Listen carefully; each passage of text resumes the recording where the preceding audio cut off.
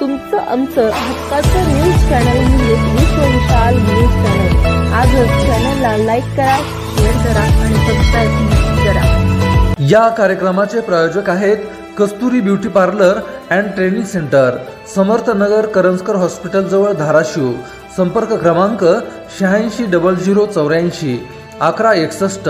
Kasturi beauty parlour and training सेंटरमध्ये प्रवेश देणे सुरू आहे. आजच आपला प्रवेश निश्चित करा व आपलं भविष्य उज्ज्वल करा. नवदुर्गा विशेष या कार्यक्रमामध्ये आपल्या सर्वांचं स्वागत करतो.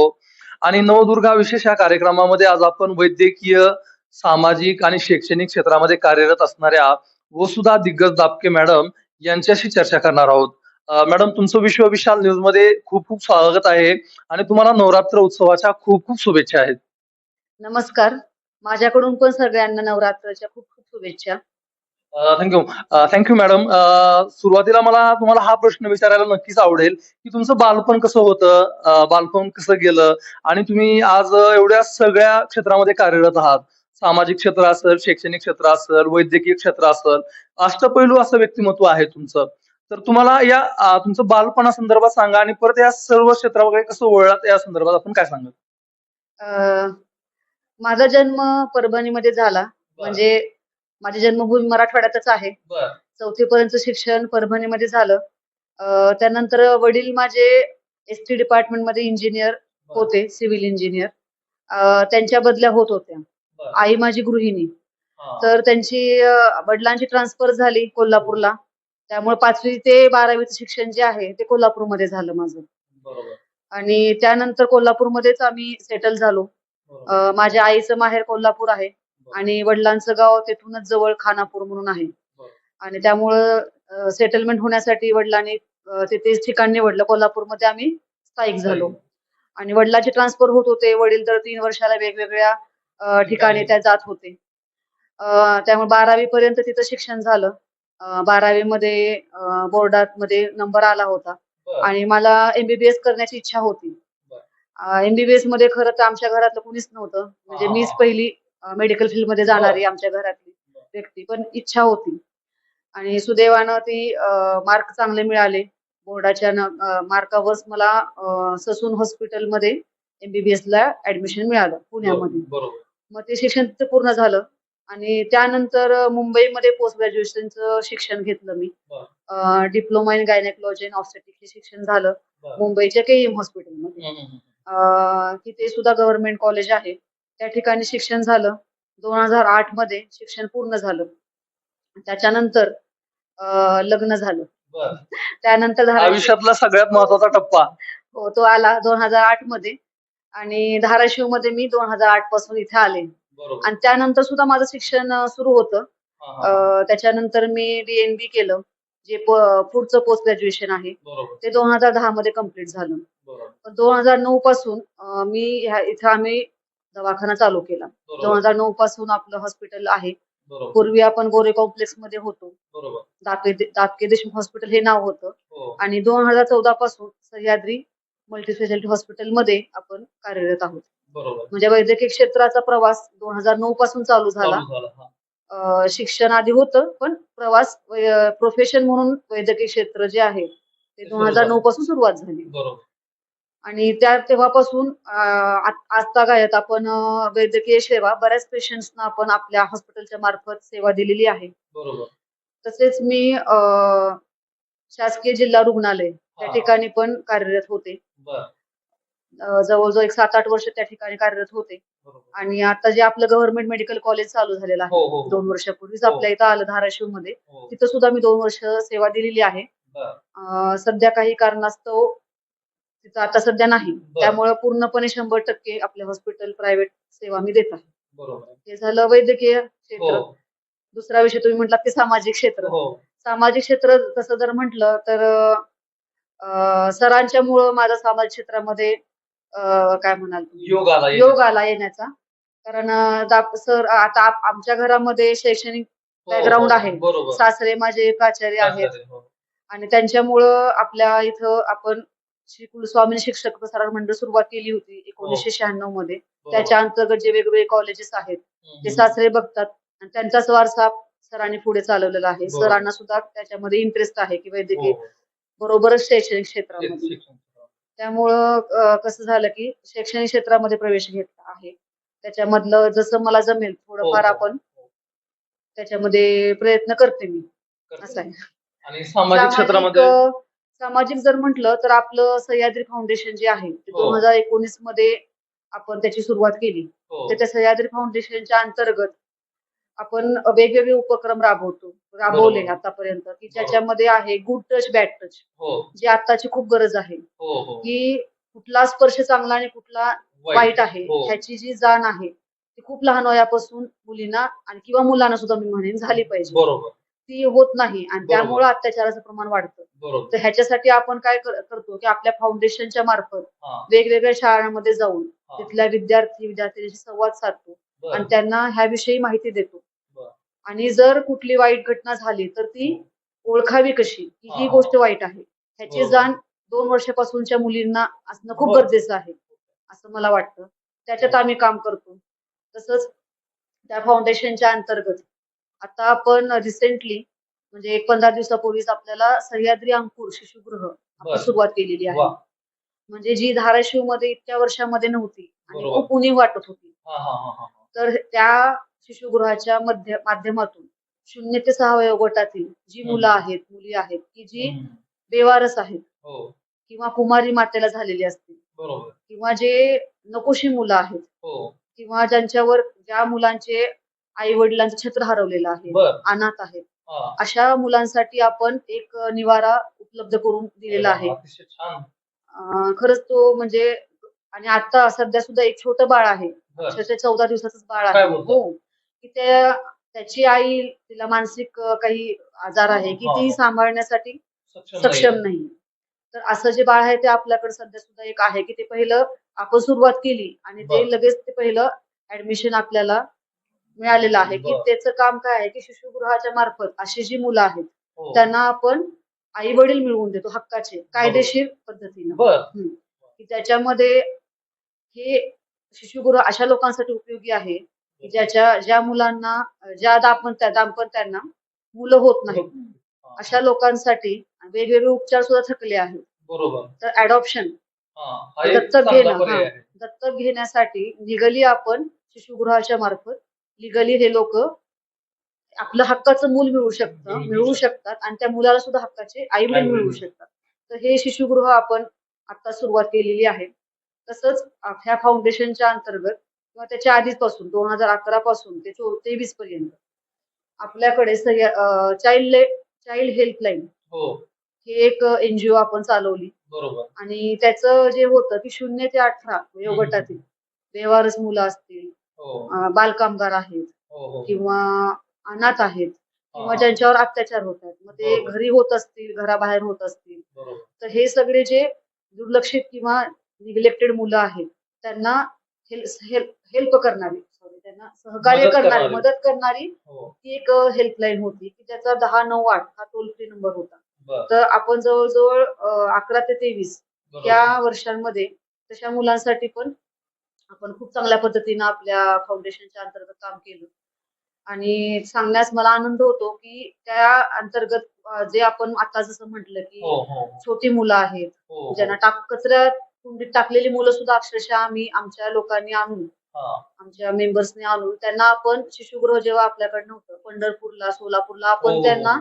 निवारा उपलब्ध करून देण्याचं काम केलेलं बरं. आहे. म्हणजे ते खूप चांगलं काम करण्याची संधी आम्हाला मिळाली असं मी बरोबर. म्हणेन.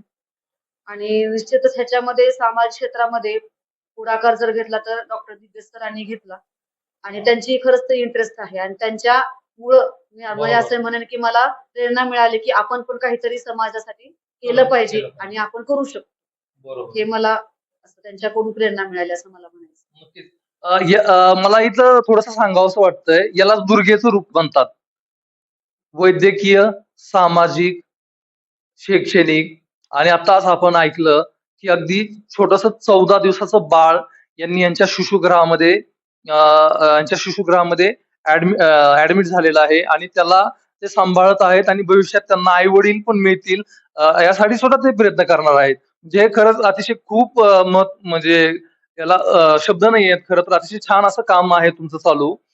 मला थोडासा वेगळा प्रश्न असा विचारावासा वाटतो, की तुम्हाला माहेरकडनं पण पूर्ण प्रोत्साहन मिळालं सर्व क्षेत्रामध्ये कार्य करण्यासाठी आणि सासरकडनं पण पूर्ण सपोर्ट मिळतोय, प्रेरणा मिळते, प्रोत्साहन मिळतंय.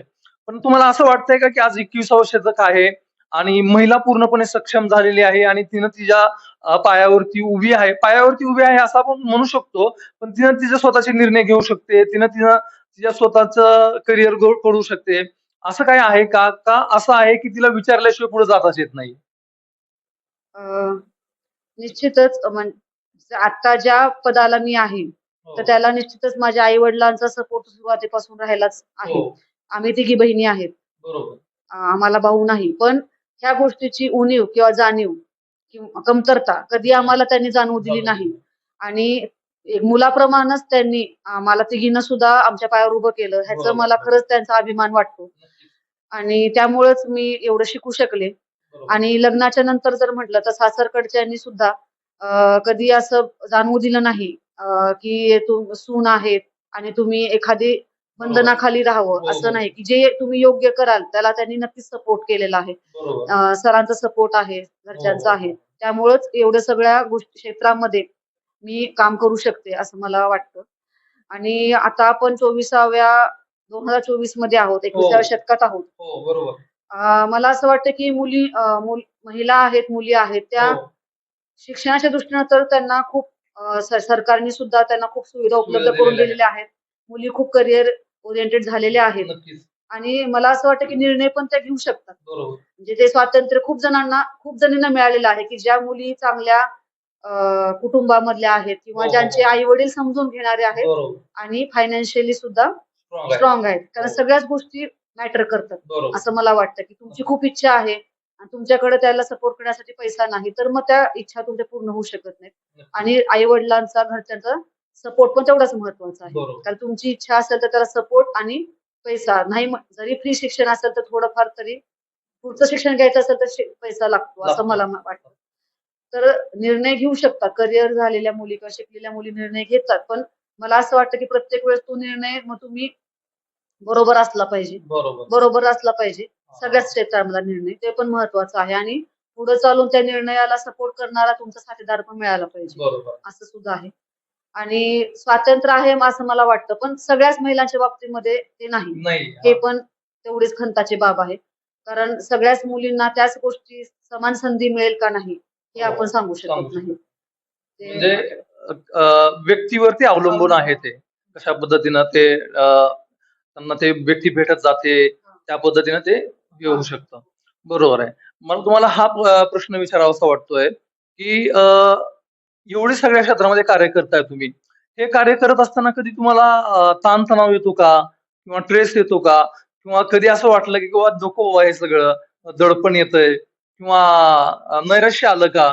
आणि आलं असेल तर यातनं तुम्ही मार्ग कसा काढता? कारण एवढं सगळं सांभाळणं एवढं सोपी गोष्ट नाहीये. निश्चितच एवढं बघताना ताणतणाव येतो. हो. कारण आपण व्यक्ती आहे त्यामुळं काही लिमिट असतात. प्रत्येकाचे काही मर्यादा ठरलेल्या आहेत. हो, हो. तर ज्यावेळेस एक्झर्शन होईल हो. किंवा जास्त दगदग होईल, अशा हो. वेळेला निश्चितच मानसिक तणाव येतो. हो. पण सपोर्ट मला हेच म्हणायचंय, की प्रत्येक वेळी आपल्याला जर ताणतणाव आला, ते आपण ते बोलून दाखवण्यासाठी पण एखादी व्यक्ती व्यक्ती पाहिजे, हवी. व्यक्ती हवी.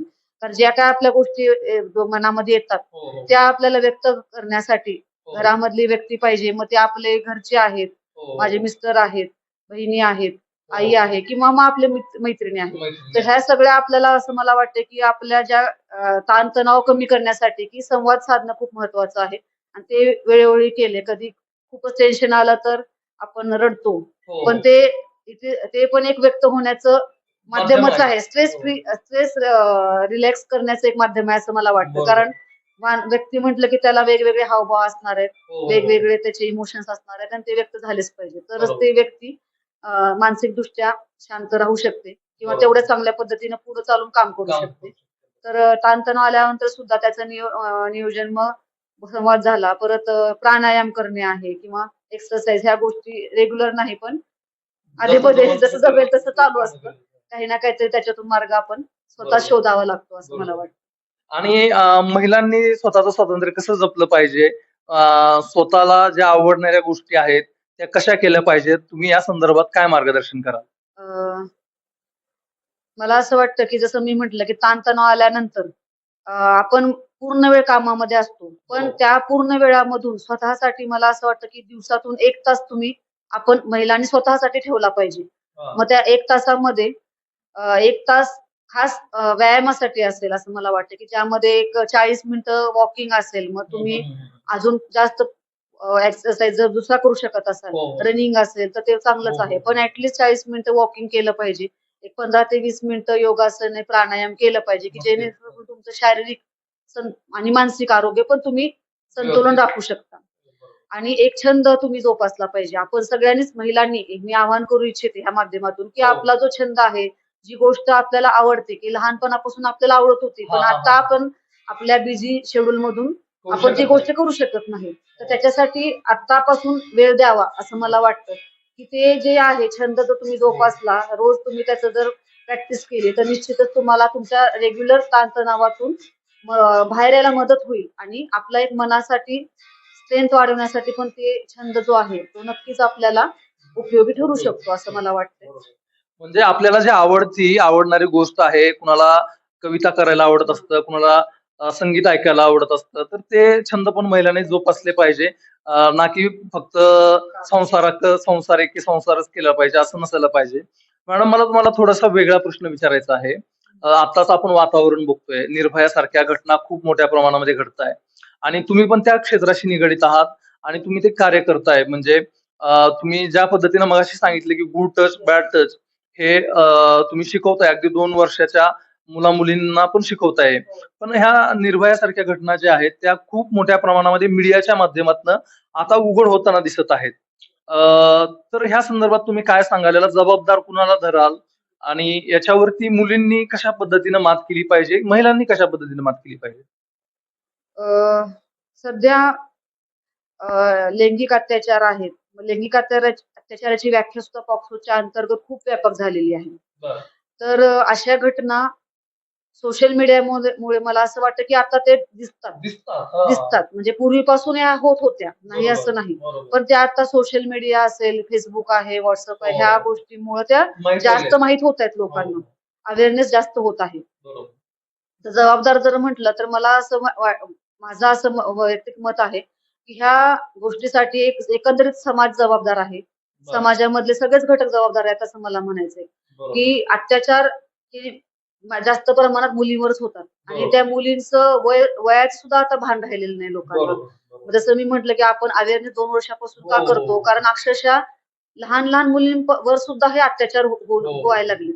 म्हणजे इतका काळ आताचा वाईट झालेला आहे. हो, हो. की कलियुग फारच वाईट झालंय असं मला वाटतं, की ते एवढ्या लहान मुली सुद्धा बळी पडतायत. बळी पडतायत.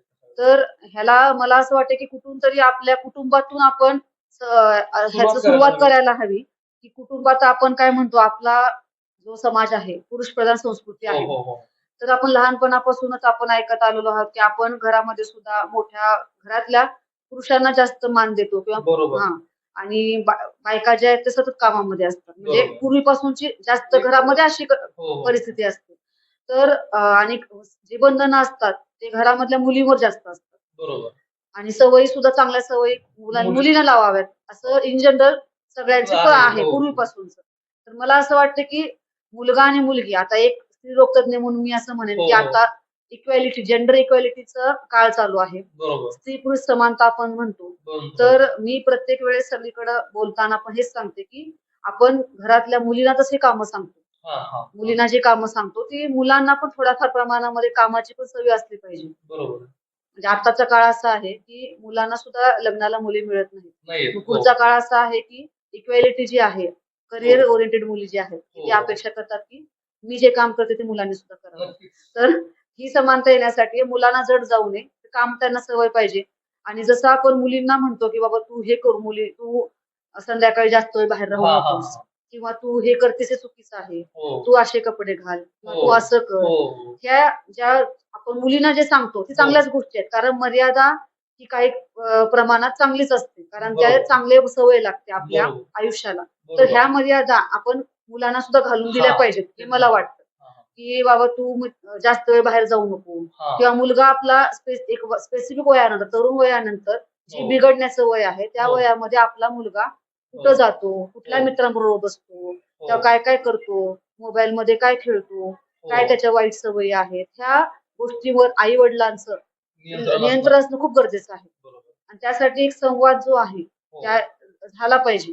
बरोबर. म्हणजे काही वयानंतर मुलं मुली आई वडिलांशी संवाद कमी करतात आणि बरोबर. मित्रमैत्रिणीशी जास्त अबोल होतात. अबोल होतात आणि मित्रमैत्रिणीशी संवाद जास्त करतात. बरोबर. तर अशा वेळेला आई वडिलांचा एक पालक म्हणून मला असं वाटतं की त्यांची भूमिका खूप महत्वाची आहे, की बरोबर. त्यांनी आपली मुलं आणि मुली दोन्ही सुद्धा की काय हो. त्यांचं शेड्यूल आहे दिवसभराचं ह्याचं फॉलो दररोज रात्री घेतला पाहिजे. आणि बरोबर. तेवढं एकमेकांमध्ये संवाद हा निश्चितच झाला पाहिजे. तर एखादी वाईट गोष्ट होणारी. कोणापासून आपण वाचू शकतो. कारण सध्याच्या काळामध्ये व्यसनाधीनता आहे, हो. डिप्रेशन आहे, हो. सुसाईड अटेम्प्ट आहेत किंवा हो. सुसाईड आहेत. आपण हो. खूप वाचतो की हो. पीअर प्रेशर एवढं आहे हो. हो.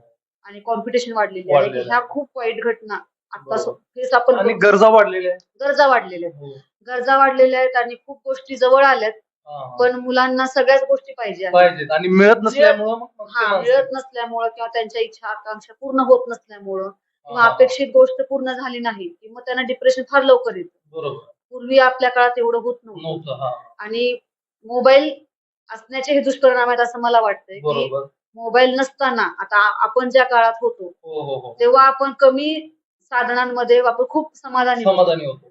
समाधान हा प्रकार आताच्या पिढीमध्ये राहिलेला नाही बरोबर. आणि ह्यांच्या आशा अपेक्षा वाढल्या. बरोबर. त्यामुळे ह्यांना समजून घेणं खूप महत्वाचं आहे आणि त्यामध्ये पालकांचा रोल महत्वाचा आहे, त्यांच्या शिक्षकांचा रोल महत्वाचा आहे आणि त्यांच्या मित्रमैत्रिणींचा रोल महत्वाचा आहे. आणि सगळ्यात महत्वाचं की संवाद एकमेकाला समजून घेणं बरोबर. हे खूप महत्वाचं आहे असं मला वाटतं. नक्कीच हे महत्वाचंच आहे. पण मला असं वाटतं की आपण मुलींना सांगतो किंवा मुलगी आहेस तू 7च्या आत घरामध्ये ये, अशी कपडे घालू नकोस, असं बसू नकोस, असं उठ, असं चालू नकोस. मग ही बंधनं मुलींनाच घातली जातात. पण ही बंधनं जर मुलाला पण घातली तर निर्भयासारख्या घटना नक्कीच कमी होतील असं आपल्याला वाटतं का? हो, नक्कीच मला वाटतं. मी जसं म्हटलं की आपण जर समानता आणायची असेल तर ती कागदोपत्री किंवा नुसतं भाषणातून न ठेवता बरोबर. आपल्या स्वतःच्या घरापासून आपण ही सुरुवात केली पाहिजे. बरोबर. मुलांना सुद्धा आपण की पुढे चालून तो एक चांगला नागरिक होण्यासाठी हो. त्याचं काय करणं अपेक्षित आहे, त्याचं हो. वागणं कसं असलं पाहिजे, त्याचं कसं बोलणं आणि त्याचे हो. विचार. म्हणजे एखादी गोष्ट जेव्हा एखादा माणूस व्यक्ती करतो तेव्हा ती गोष्ट त्याच्या मनात आधी चालू होते, आपल्यात चालू आता त्याच्या मेंदूत चालू होते, नंतर हो. ते शरीर त्या पद्धतीने काम बरोबर. करतं. तर त्याचे आचार विचार आणि संस्कार ह्या 3 गोष्टी जर मला वाटतं की आपण लहानपणापासूनच, मी म्हणत नाही की मोठं झाल्यानंतर, कारण ज्या हो. गोष्टी जसं बीज चांगलं लागलं हो. तरच झाड चांगलं झाड येईल. चांगलं आहे. तर त्याच्या मनामध्ये जर तुम्ही आणि मेंदूमध्ये हे जर संस्कार तुम्ही सुरुवातीपासून बीज रोवले, आई वडिलांचीच भूमिका आहे. हो. हो. तर ती तुम्ही जर चांगल्या पद्धतीने आताच्या काळामध्ये मला असं वाटतं की मोबाईलमुळं आपण आपल्या मुलांना सुद्धा वेळ कमी देतो.